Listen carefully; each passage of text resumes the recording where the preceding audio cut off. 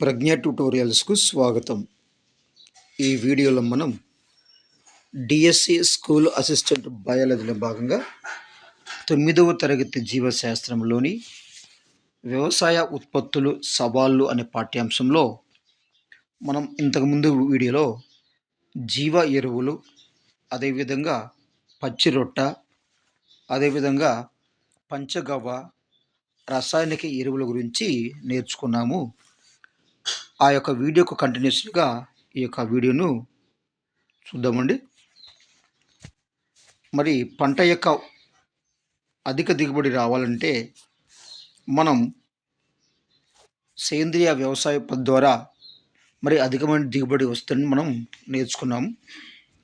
అంత మాత్రమే కాకుండా పంట యొక్క దిగుబడికి పంటల యొక్క సంరక్షణ కూడా చాలా ముఖ్యము. ఉదాహరణకు మనం ఒక మంచి రకం విత్తనాలు ఎంపిక చేసుకున్నాము అనుకోండి.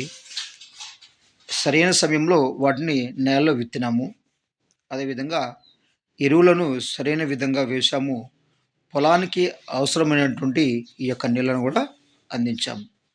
ఈ యొక్క జాగ్రత్తలు అందించినంత మాత్రాన మరి పంట యొక్క దిగుబడి అనేది పెరగదు.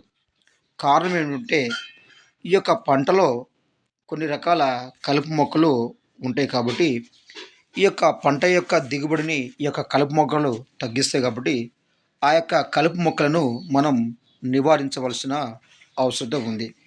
మరి కలుపు మొక్కలు అంటే ఏం సార్ అంటే పంట మొక్కలతో పాటు ఇతర మొక్కలు కూడా నేలలో లేదా పంటతో పెరగడం చూస్తూ ఉంటాము. వీటిని మనం అంటే కలుపు మొక్కలు అంటాము. అంటే పంట మొక్కలు అనేవి పంట మొక్కలతో పాటు ఇతర మొక్కలు కూడా ఈ యొక్క పంట యొక్క నేలలో తరచుగా పెరుగుతుంటాయి. వీటిని మనం కలుపు మొక్కలు అంటాము. మరి ఈ యొక్క కలుపు మొక్కలు అనేవి వరి పంటతో పాటు ఇవి పెరగడం జరుగుతుంది కనుక ఈ యొక్క కలుపు మొక్కలను మనం నివారించినప్పుడు పంట యొక్క దిగుబడి అనేది పెరుగుతూ ఉంది. అదేవిధంగా కీటక నాశనం వల్ల కీటకాల వల్ల కూడా ఈ యొక్క మొక్కలకు కొన్ని రకాల వ్యాధులు కలుగుతాయి. కాబట్టి ఈ యొక్క కీటకాల వల్ల వచ్చేటువంటి ఈ యొక్క వ్యాధులను కూడా మనము నివారించినట్లయితే పంట యొక్క దిగుబడి పెరుగుతుంది. కలుపు మొక్కల నుండే కాకుండా లేదా కలుపు మొక్కల బారి నుండి కాకుండా పంటలను ఈ యొక్క కీటకాల బారి నుండి కూడా కాపాడుకోవాలి. కొన్ని కీటకాలు కాండాన్ని తింటాయి, మరి కొన్ని కీటకాలు ఆకులను కొరికివేస్తాయి, మరి కొన్ని కీటకాలు అయితే ఈ యొక్క వేలను నాశనం చేస్తాయి. ఈ విధంగా కీటకాలు అనేవి మరి పంట మొక్కల యొక్క ఆకులను కొరకడం వల్ల అదేవిధంగా కాండాన్ని తినడం వల్ల వేలను కూడా నాశనం చేయడం వల్ల పంట యొక్క దిగుబడి అనేది తగ్గుతుంది. అయితే కొన్ని కీటకాలు మాత్రం మొక్కలకి ఉపయోగపడేవిగా ఉంటాయి. ఉదాహరణకు చాలా రకాల కీటకాలు మొక్కల పరాగ సంపర్కం లేదా మొక్కల్లో పరాగ సంపర్కం జరగడానికి ఉపయోగపడతాయి. అంటే అన్ని రకాల కీటకాలు మరి మొక్కను నాశనం చేయవండి. కొన్ని రకాల కీటకాలు అనేవి మరి పరాగ సంపర్కంలో సహాయపడతాయి. చాలా రకాల సూక్ష్మజీవులు మొక్కల్ని నాశనం చేస్తాయి. మనం వాటిని కళ్ళతో చూడలేకపోయినప్పటికీ మొక్కలు కలుగజేసేటువంటి ఆ యొక్క నష్టాన్ని, అదేవిధంగా వాటి యొక్క ప్రభావాన్ని బట్టి మనం ఆ యొక్క కీటకాలు మొక్కలను ఏ విధంగా నాశనం చేస్తాయో మనము చూడగలుగుతాము. అంతేకాకుండా ఈ మొక్కలు వచ్చే ఈ యొక్క వ్యాధుల వల్ల ఆకులు ఆకులు అనేవి ముడుచుకుపోవడం, అదేవిధంగా ఆ రంగును కోల్పోవడం, ఆకులు ముడిచిపోవడం, ఆకులు రంగును కోల్పోవడం, అదేవిధంగా ఆకులపై మరి కాండంపై చారలు అనేవి ఆకులు అదేవిధంగా కాండంపై చారలు అనేవి ఏర్పడతాయి. అంతేకాకుండా మొక్కలపైన ఈ యొక్క బూజులు అనేవి పెరగడం వంటి ఈ యొక్క లక్షణాలను ఈ యొక్క మొక్కలు మనము గమనించవచ్చు. మరి కీటకాలు సూక్ష్మజీవుల వల్ల కలిగేటువంటి ఈ యొక్క వ్యాధుల వల్ల కీటకాలు అదేవిధంగా సూక్ష్మ జీవుల వలన కలిగే వ్యాధులు అనేవి పంట యొక్క దిగుబడిని పంట యొక్క దిగుబడిని ప్రభావితం చేస్తాయి. అంటే పంటకి మనం నీరు అందించినా, ఎరువులు వేసినా లేదా మంచి నాణ్యమైన విత్తనాలను వేసినా సరే, ఈ యొక్క పంట మొక్కలో ఏర్పడేటువంటి ఈ యొక్క కలుపు మొక్కలను మనము నివారించకపోతే మరి పంట యొక్క దిగుబడి అనేది తగ్గుతుంది. అంత మాత్రమే కాకుండా ఈ యొక్క కీటకాలు అదేవిధంగా ఈ యొక్క సూక్ష్మజీవుల వల్ల కీటకాలు అదేవిధంగా ఈ యొక్క సూక్ష్మజీవుల వలన కలిగేటువంటి మరి ఈ యొక్క వ్యాధులు అనేవి పంట యొక్క దిగుబడిని ప్రభావితం చేస్తాయి. ఈ సమస్యను మనం ఏ విధంగా ఏ విధంగా మనం పరిష్కరించుకోవాలన్నదే ప్రశ్న. అంటే ఈ యొక్క కీటకాలు అదేవిధంగా సూక్ష్మజీవుల వల్ల వచ్చే ఈ యొక్క వ్యాధులను మనము పరిష్కరించుకోవాలి. దీనికోసం ఏం చేస్తున్నారంటే ప్రస్తుతం రైతులు ఈ యొక్క కీటకనాశనాలను అదేవిధంగా శిలీంద్రనాశకాలను ఇతర రాసాయనిక పదార్థాలను ఉపయోగిస్తున్నారు. అంటే పంట యొక్క దిగుబడిని మరి తగ్గే విధంగా మరి ప్రభావితం చేసినటువంటి ఈ యొక్క కీటకాలను అదేవిధంగా సూక్ష్మజీవుల వల్ల వచ్చే ఈ యొక్క వ్యాధులను తగ్గించడానికి రైతులు ఏం చేస్తున్నారంటే మరి ఈ యొక్క కీటకనాశనలను అదేవిధంగా శిలీంద్రనాశకాలను అదేవిధంగా ఈ యొక్క రసాయనిక పదార్థాలను ఉపయోగిస్తున్నారు. మరి ఈ యొక్క సమస్యను ఎదుర్కోవడానికి మరికొన్ని ఇతర మార్గాలు కూడా ఉన్నాయండి. మరి ఈ యొక్క కీటకనాశనాలను అదేవిధంగా శిలీంద్రనాశకాలను రసాయనిక పదార్థాలని వాడటం కాకుండా ఈ యొక్క సూక్ష్మజీవుల నుండి అదేవిధంగా కీటకాల నుండి ఈ యొక్క వ్యాధులు కలగకుండా చూడడానికి కొన్ని రకాల మార్గాలు అయితే ఉన్నవి. అవి ఏంటంటే కలుపు మొక్కలను తొలగించడము కలుపు మొక్కలను తొలగించడం అదేవిధంగా కీటకాలను పట్టుకొని పొలం నుండి వేరు. ఇవి సహజమైనటువంటి పద్ధతులు. అంటే ఈ సహజమైన పద్ధతిలో ఉపయోగించడం వల్ల మరి పంటను ఎక్కువగా మనం కాపాడుకోవచ్చండి. ఏంటంటే కలుపు మొక్కలను తొలగించడం అదేవిధంగా కీటకాలను పట్టుకొని ఈ యొక్క పంట పొలం నుండి వేయడం ద్వారా ఈ యొక్క పంటలకు వచ్చేటువంటి ఈ యొక్క కీటకాలు అదేవిధంగా సూక్ష్మజీవులలో వచ్చేటువంటి ఈ యొక్క వ్యాధులను మనం రాకుండా చూసుకోవచ్చు. రైట్. ఈ యొక్క కీటకనాశనులు అనేవి సాధారణంగా రసాయనిక పదార్థాలు. ఈ యొక్క కీటకనాశనులు అనేవి రసాయనిక పదార్థాలు. ఈ యొక్క కీటకనాశనులు ఏం చేస్తాయంటే ఇవి కీటకాలను విష ప్రభావానికి గురి చేస్తాయి. ఇవి ఏం చేస్తాయంటే కీటకాలను విష ప్రభావానికి గురి చేయడం వల్ల ఆ యొక్క కీటకాలు అనేవి నశించిపోతాయి. మరి ఈ యొక్క కీటకనాశనులను ఉపయోగిస్తూ పోతే ఈ విధంగా ఎక్కువగా ఈ యొక్క కీటకనాశనలను ఉపయోగిస్తూ పోతే మరి కీటకాలు వాటిని నాశనం చేసే రసాయనాలకు నిరోధకతను లేదా ఇమ్యూనిటీని పెంచుకుంటాయి. ఈ విధంగా కీటకనాశనం ఎక్కువగా వాడడం వల్ల ఏమవుతుందంటే ఈ కీటకాలు చేస్తాయంటే మనం వాడేటువంటి ఆ యొక్క కీటకనాశనాలకు మరి నిరోధకతను లేదా ఇమ్యూనిటీని పెంచుకుంటాయి. పెంచుకొని మనం ఎన్ని కీటకనాశనం వాడినా సరే చివరికి ఆ యొక్క కీటకాలు అనేవి చనిపోవు. మనం ఆ విధంగా వాడడం వల్ల మరి కీటకాలు చనిపోకపోగా ఆ యొక్క పంటకే నష్టము కలుగుతుంది. కాబట్టి ఈ యొక్క కీటకనాశనలు ఎక్కువగా వాడకుండా ఉండటమే మంచిది. మరి ఏం చేయాలి? ఇక కలుపు మొక్కలను తీసివేయాలి. అదేవిధంగా ఆ యొక్క కీటకాలను పట్టుకొని మనం ఏరివేయడం ద్వారా మనం కొంత పంటని మనం కాపాడుకోవచ్చు. మనం కీటకనాశనలను అదేవిధంగా శిలీంద్రనాశకాలను ఈ యొక్క కలుపు మొక్కల నివారణకు లేదా కలుపు నాశనాలను వాడడం వల్ల మరో సమస్య వస్తుంది. అదేంటంటే అధిక పరిమాణంలో ఈ మందులు అనేవి ఈ యొక్క నేలలోనే మిగిలిపోతాయి. ఇవాళ కీటకనాశనలు ఎక్కువ వాడినట్టే ఈ యొక్క మందులు అనేవి మనం వేయడం వల్ల కొన్ని రకాల మందులు కొన్ని మందులు ఏమంటే ఈ యొక్క నేలలోనే మిగిలిపోతాయి. మరి నేల నుండి వర్షం పడినప్పుడు ఏమవుతుందంటే ఈ నేలలో ఉన్నటువంటి ఈ యొక్క మందులు అనేవి కరిగి మరి సహజ నీటి వనరులటువంటి ఈ యొక్క చెరువులు, నదులు, సరస్సులను ఇవి కలుషితం చేస్తాయి.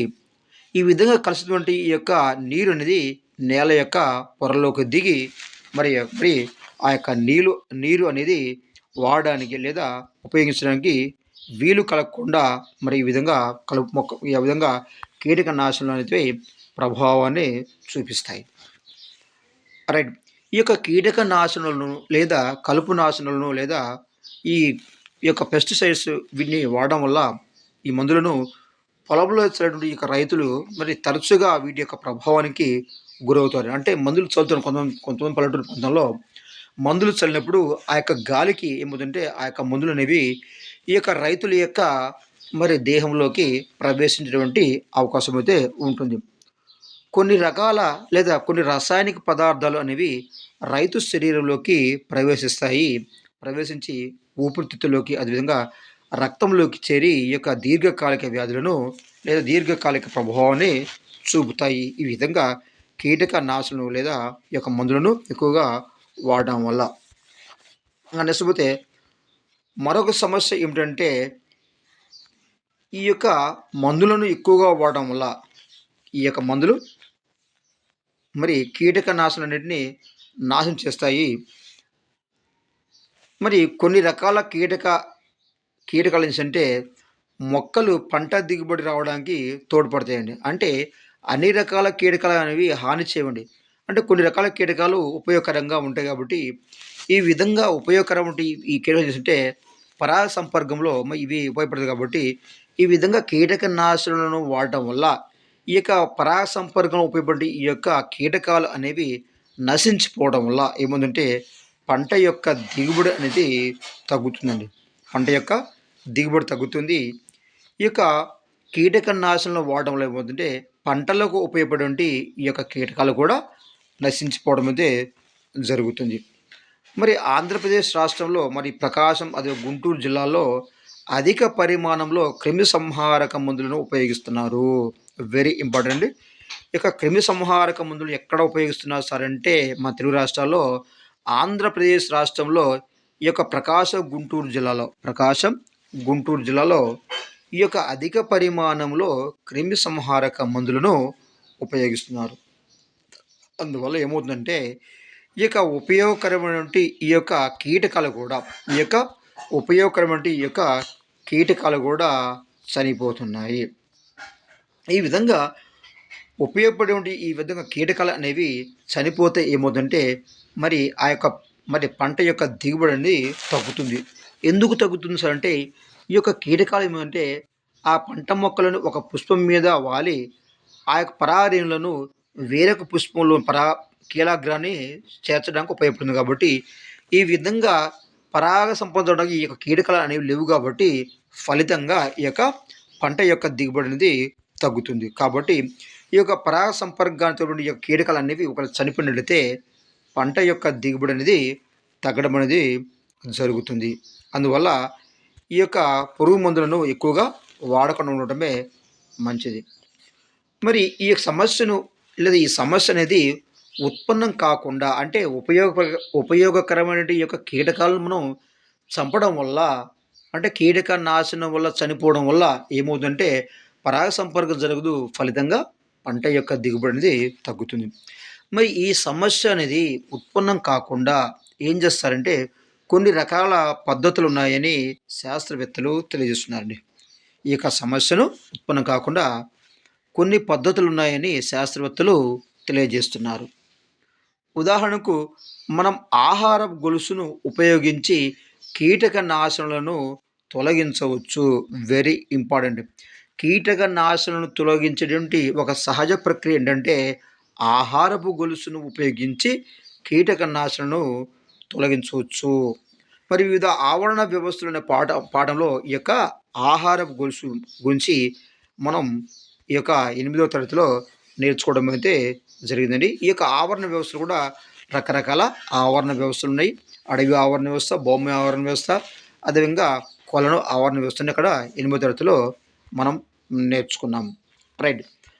కొన్ని రకాల కీటకాలు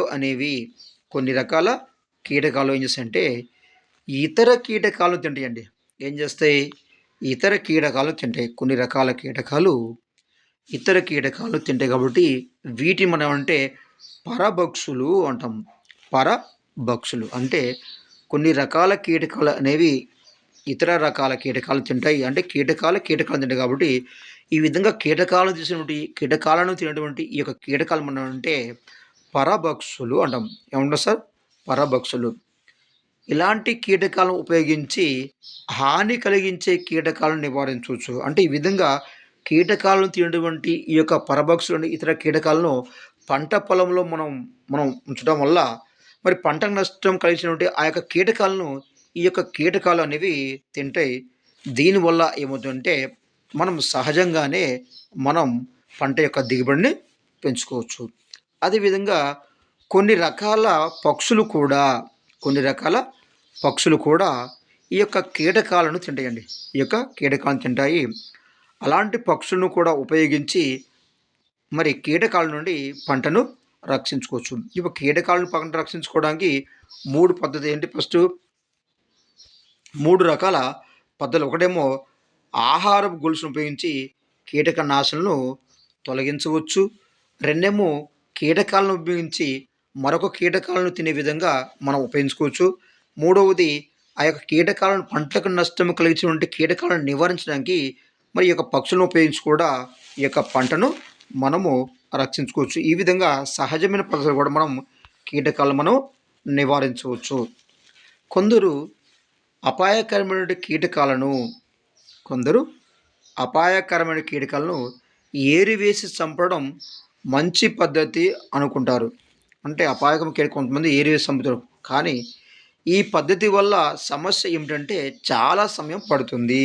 అంటే కొంతమంది రైతులు అపాయం కలిగినటువంటి ఈ యొక్క కీటకాలను ఏరివేసి చంపివేస్తారు. ఈ విధంగా చంపివేయడం అనేది చాలా సమయం అయితే చాలా సమయం అయితే తీసుకుంటుంది. కానీ ఈ పద్ధతికి మద్దతు తెలిపే వాళ్ళు ఏం చెప్తారంటే పంట పొలంలో పంట యొక్క మధ్యలో దీపపు తెరలు ఉంచాలని చూడండి. దీపపు తెరలు ఉంచేస్తే ఈ యొక్క దీపపు తెరల వల్ల ఈ యొక్క కీటకాలన్నీ కూడా ఆకర్షణలోనై ఒకే చోటుకి చేరుతాయి. ఇలా చేయడం వల్ల వాటిని ఏరివేయడం అనేది సులభమవుతుంది. ఇది కూడా ఒక సహజమైన ప్రక్రియ. అంటే ఈ యొక్క రైతులు ఏం చేస్తారంటే ఈ యొక్క మరి యొక్క హాని కలిగినటువంటి ఈ యొక్క కీటకాలన్నింటినీ ఏరివేసి చంపేస్తారు. ఇది ఆలస్యం అవుతుందని చెప్తున్నారు కనుక దీనికోసం ఏం చేస్తారంటే ఈ యొక్క రైతులు మరి ఈ యొక్క పంట పొలం యొక్క మధ్యలో దీపపు తెరలు వెరీ ఇంపార్టెంట్. ఇది కూడా సహజమైన ప్రక్రియ. దీపపు తెరలు. ఈ యొక్క దీపపు తెరలు ఉంచడం వల్ల ఏమవుతుందంటే ఆ దీపానికి ఈ యొక్క కీటకాలన్నీ కూడా ఆకర్షణలోనై మరి అవన్నీ కూడా ఒకే చోటు చేరుతాయి. ఇలా చేయడం వల్ల వాటన్నిటిని ఒకే సమయంలో మరి ఏరివేయడం అనేది సులభమవుతుంది. ఈ విధంగా సహజమైన ఆ యొక్క పరిస్థితిలో ఈ యొక్క కీటకాలను హరించి ఇవ్వడం వల్ల పంట యొక్క దిగుబడిను పెంచుకోవచ్చు. ఇక నెక్స్ట్ పోతే సహజ కీటక నాశనులు. ఏంటి సార్? పంట యొక్క ఉత్పత్తిని లేదా దిగుబడిని పెంచడానికి మనం కీటకాల నుండి మనం రక్షణ పొందడానికి మరొక పద్ధతి సహజ కీటక నాశనులు. సహజంగా రైతులు కృత్రిమంగా తయారు చేసిన ఎరువులు, కీటకనాశనలు ఉపయోగించి పంటలపై వచ్చే కీటకాలను అదుపులో ఉంచుతారు. సాధారణంగా రైతులు ఏంటంటే కృత్రిమంగా తయారు చేసినటువంటి ఈ యొక్క ఎరువులు, అదేవిధంగా కీటక నాశనలు ఉపయోగించి పంటలపై వచ్చేటువంటి ఈ యొక్క కీటకాలను అదుపులో ఉంచుతారు. ఎలా సార్ అంటే కృత్రిమంగా చేసినటువంటి ఈ యొక్క ఎరువులు, అదేవిధంగా కీటకనాశనలు ఉపయోగించి. వీటితో పాటు కొన్ని సహజ కీటకనాశన పద్ధతులు ఉన్నాయి. వీటితో పాటు కొన్ని సహజంగా ఆ యొక్క కీటకాలను మరి అదుపు చేసినటువంటి పద్ధతులు అయితే ఉన్నాయి. రైట్. కొన్ని రకాల కీటకాలు అనేవి మనకు హాని కలిగించే అదేవిధంగా నష్టం కలిగించే కీటకాలను అదుపులో ఉంచుతాయి. ఈ సహజ కీటక పద్ధతుల వల్ల ఏమవుతుందంటే మనకు హాని కలిగినటువంటి ఈ యొక్క కీటకాలను అదేవిధంగా నష్టం కలిగిన కీటకాలను ఈ యొక్క సహజ పద్ధతుల ద్వారా అదుపులో ఉంచుతాయి. వీటిని మనం ఏమంటుంటే మిత్ర కీటకాలు అంటాం. వీటి ఏమంటాం మనం? మిత్ర కీటకాలు అంటాం. ఈ యొక్క వానపామునేమో రైతు మిత్రుడు అంటాం. రైట్.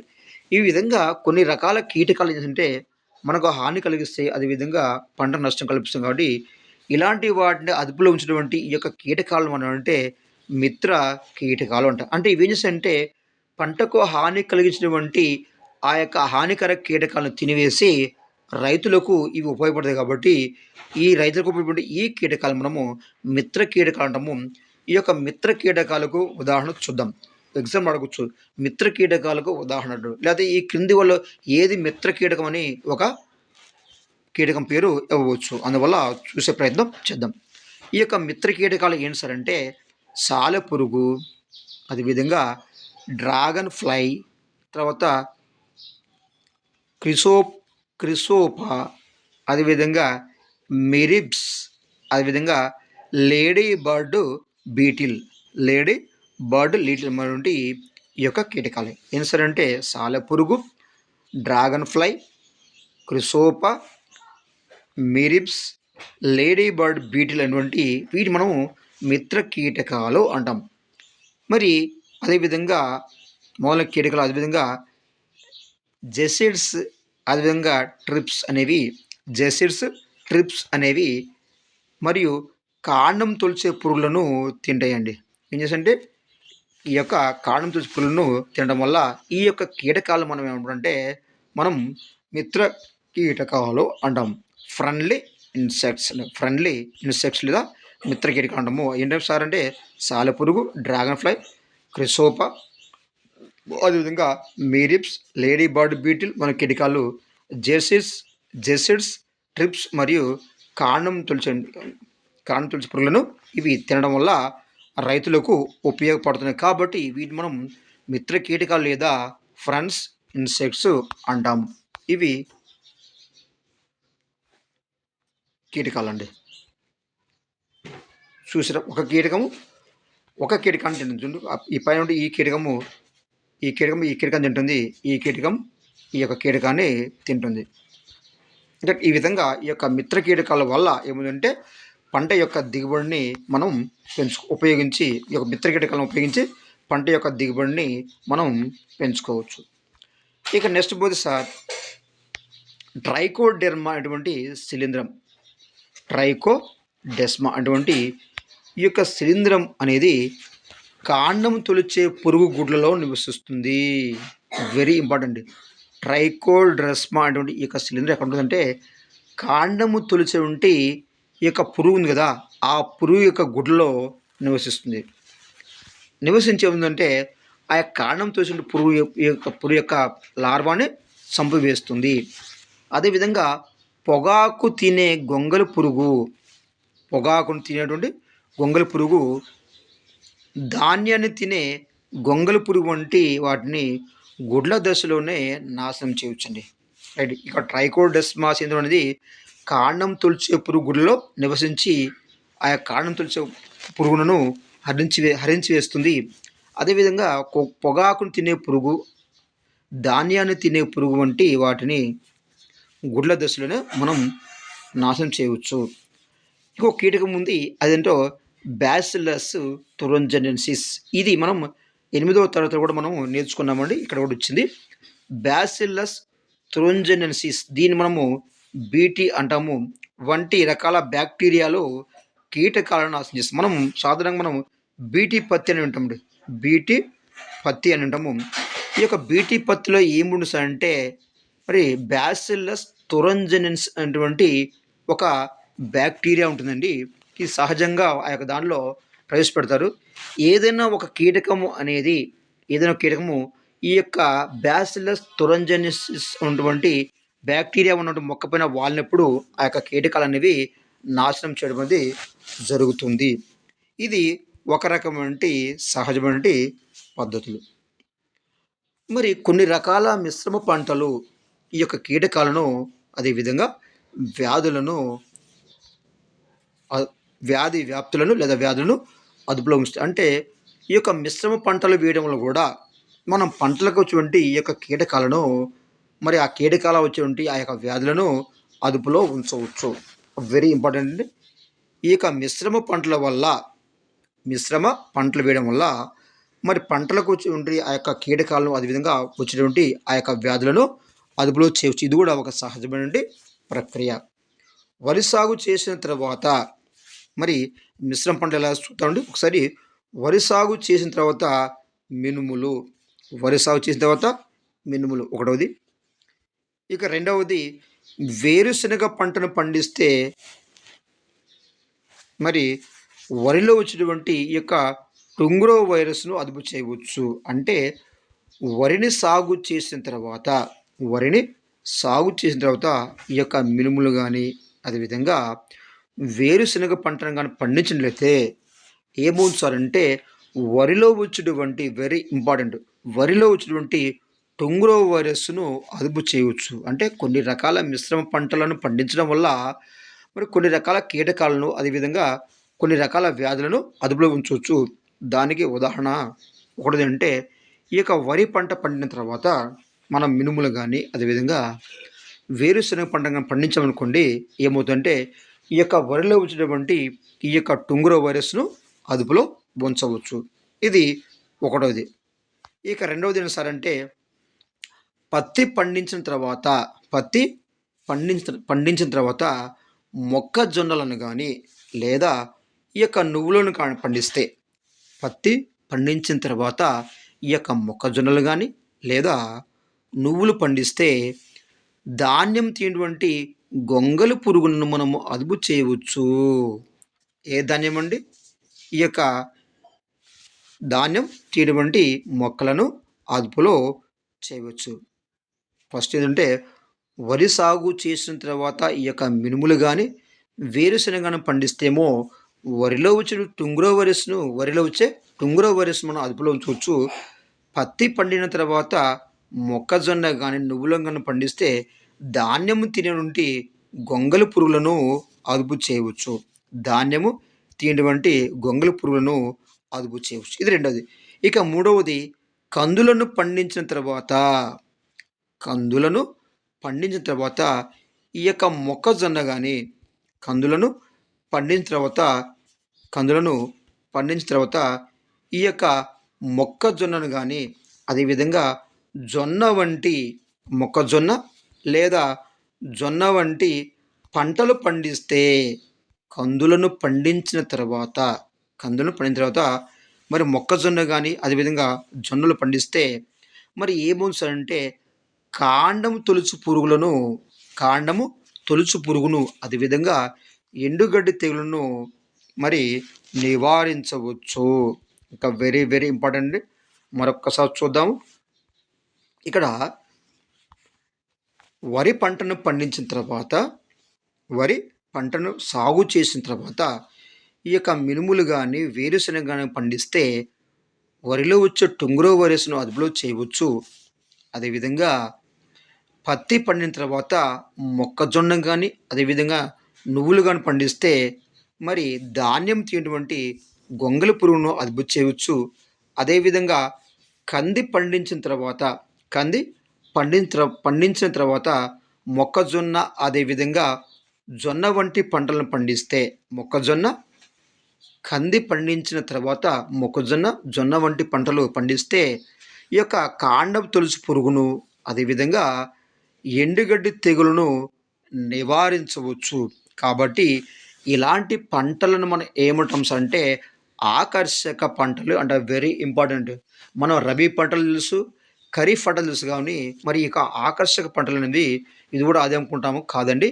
ఈ యొక్క ఆకర్షక పంటల వల్ల ఏముందంటే కీటకాలను మనం అదుపులో ఉంచవచ్చు. ఆకర్షక పంటల వల్ల ఉపయోగం ఏంటంటే కీటకాలను సహజ పద్ధతులను కీటకాలను అదేవిధంగా కీటకాల వల్ల వచ్చే వ్యాధులను ఈ యొక్క ఆకర్షక పంటల వల్ల అదుపులో చేయవచ్చండి. అదుపులో చేయవచ్చు. ఇక నెక్స్ట్ పోతే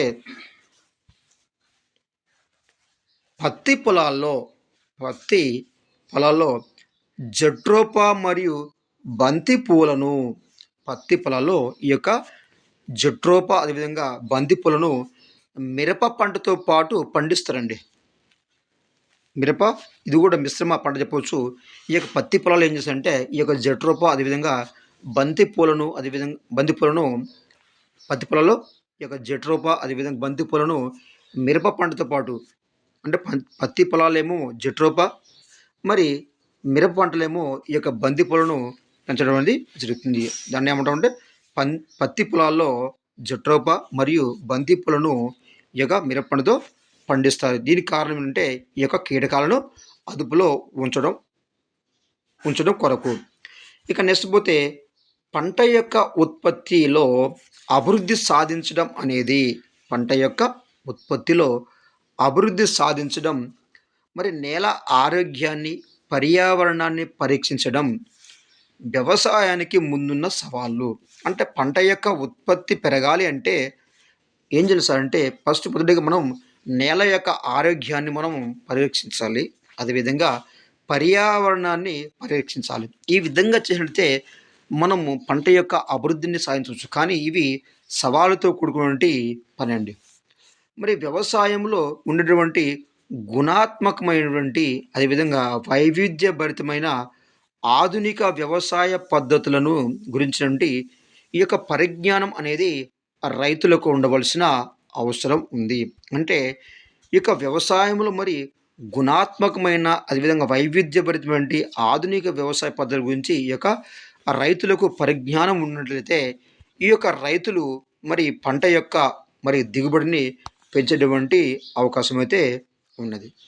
రైట్. మరి ఈ యొక్క పాఠ్యాంశంలో వ్యవసాయ ఉత్పత్తులు సవాలు అనేటువంటి ఈ యొక్క పాఠ్యాంశంలో మనం ఇంతవరకు ఏం నేర్చుకున్నాం సార్ అంటే కలుపు మొక్కలు అంటే ఏమిటి, కీటక నాశనులు, ఎరువులు గురించి నేర్చుకున్నాం. అదేవిధంగా శిలీంద్ర నాశకాలు అంటే ఏమిటి, నీటిపారుదల గురించి నేర్చుకున్నాము. ఈ యొక్క బిందు సేద్యం గురించి నేర్చుకున్నాము. ఇదే బిందు సేద్యం గురించి 8వ తరగతిలో మరి వ్యవసాయం పాఠం కూడా మనం నేర్చుకున్నామండి.